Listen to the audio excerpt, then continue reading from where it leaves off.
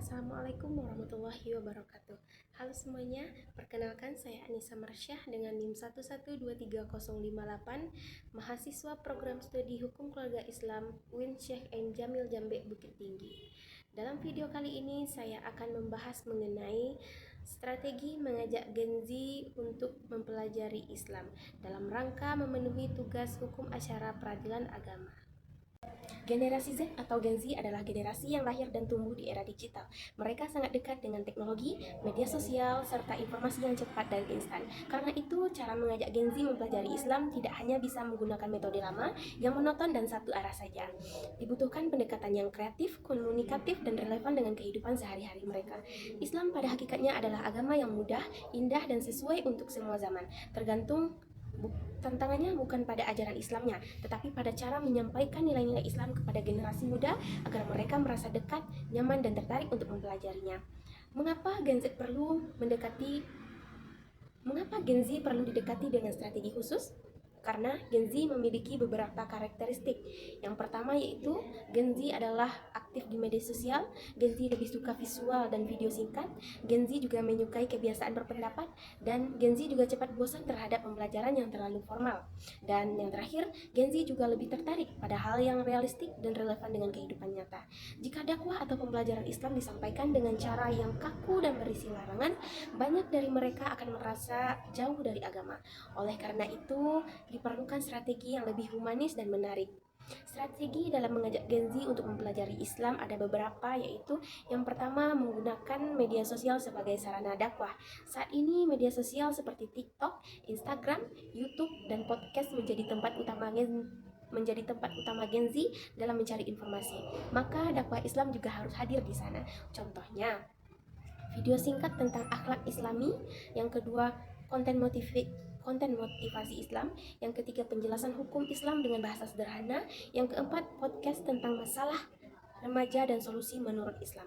Dengan menampilkan tampilan yang menarik dan bahasa santai, Gen Z akan lebih mudah menerima pesan Islam dan merasa digurui. Contoh sederhananya adalah, Islam bukan sekedar aturan, tetapi petunjuk agar hidup lebih tenang dan bermakna.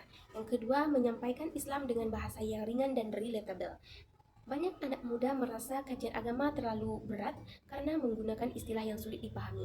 Oleh sebab itu, penyampaian harus menyesuaikan bahasa anak dan tanpa menghilangkan nilai syariat. Misalnya,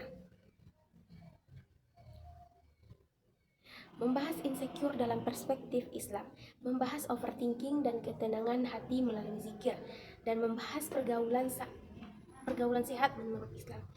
Ketika Islam dikaitkan dengan masalah yang mereka alami sehari-hari, mereka akan merasa bahwa agama adalah solusi dan bukan beban.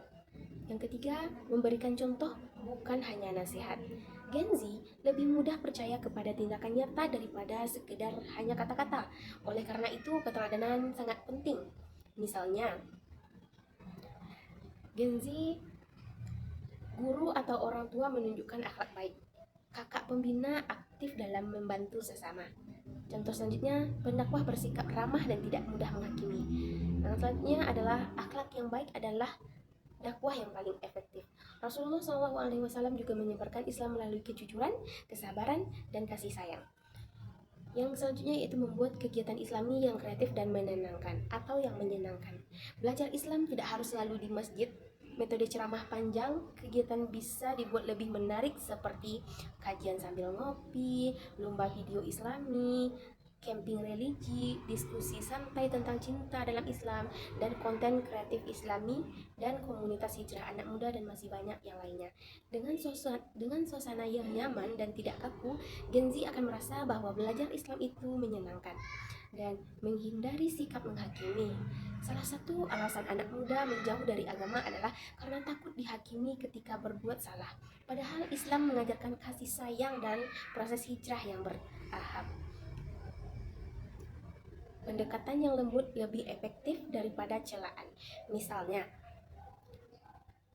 mengajak daripada memaksa, menasehati tanpa mempermalukan, memberikan solusi bukan hanya menyalahkan. Karena itu, dakwah kepada generasi Z atau yang disebut Gen Z harus dilakukan dengan empati dan perhatian dan pengertian. Selanjutnya menjelaskan bahwa Islam relevan dengan masa depan.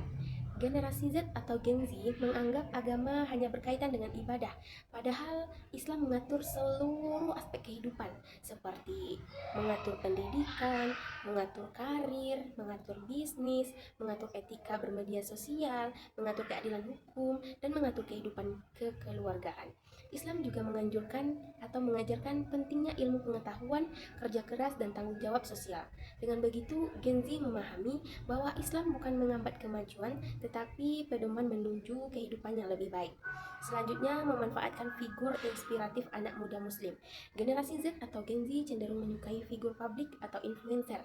Karena itu, tokoh muda Muslim yang inspiratif dapat menjadi contoh positif bagi Gen Z atau generasi Z. Misalnya figur yang berprestasi tetapi tetap taat beragama dan aktif berdakwah secara kreatif, menunjukkan bahwa menjadi religius tetap bisa modern dan percaya diri. Hal ini membuat Gen Z merasa bahwa mempelajari Islam bukan sesuatu yang kuno. Terima kasih, saya Anissa Marsyah, pamit undur diri. Fiat Justitia Ruat Kelum. Sekalipun langit akan runtuh, keadilan harus tetap ditegakkan. Equality before the law. Semua orang sama di depan hukum. Saya akhiri. Wassalamualaikum warahmatullahi wabarakatuh.